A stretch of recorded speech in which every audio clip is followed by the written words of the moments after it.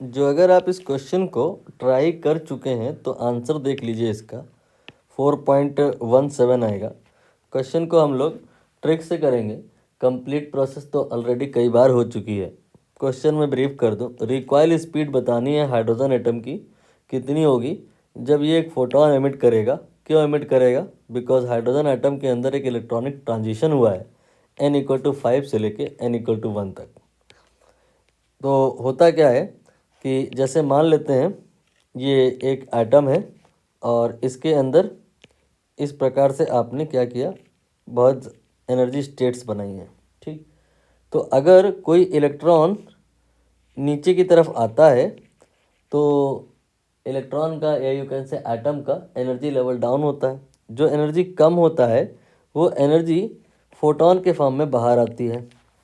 Photon में न केवल एनर्जी है बल्कि मोमेंटम भी है। तो मोमेंटम को कंजर्व रखने के लिए ये जो एटम है ये पीछे की तरफ रिकॉइल कर जाता है। ये स्टोरी मिलती जुलती उस कहानी से है जहाँ पे आप अगर क्या करो कि बुलेट फायर करो तो गन पीछे रिकॉइल कर जाती है। तो वैसे ही यहाँ पे आपका ये जो एटम है, क्योंकि पहले ये एक्साइटेड स्टेट पे था तो ग्राउंड स्टेट पे आया तो इसने बुलेट तो नहीं लेकिन फोटोन की फायरिंग करी, फोटोन फायर किया और खुद रिकॉइल कर गया। तो वही रिकॉइल स्पीड निकालनी है और उसके लिए सीधा फार्मूला है, डेरिवेशन कई बार हो चुका है, हम वो नहीं करेंगे, सीधा फार्मूला लगाएंगे V=E/3। ई क्या है? ई है वो एनर्जी जो फोटोन ने के फॉर्म में बाहर निकली है, या यू कैन से जो एनर्जी एटम की कम हुई है, दोनों बात एक ही है। तो यहाँ पे आपका जो एटम था पहले n=5 पे था और फिर ये n=1 पे आ गया। तो जब ये 5 से 1 आया तो कितनी इसकी एनर्जी कम हुई ये निकाल लो, या फिर वही एनर्जी फोटोन के फॉर्म में आएगी, इसको ही ई कहा गया है। जैसे ही ये निकलेगा तो यहाँ पर रख देंगे और /3 कर देंगे तो आंसर आ जाएगा। अब यहाँ पर n=5 पे निकालेंगे तो 13.6 माइनस रहता है, /5 कर देंगे और यहाँ पे -13.6 /1² कर देंगे। फार्मूला एक्चुअली एनर्जी क्या होता है, -13.6 /n²।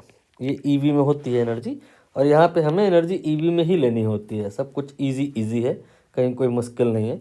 अब आप यहाँ पर देखो तो ये आएगा -13.6 /25 और यहाँ पे देखो तो ये आएगा -13.6।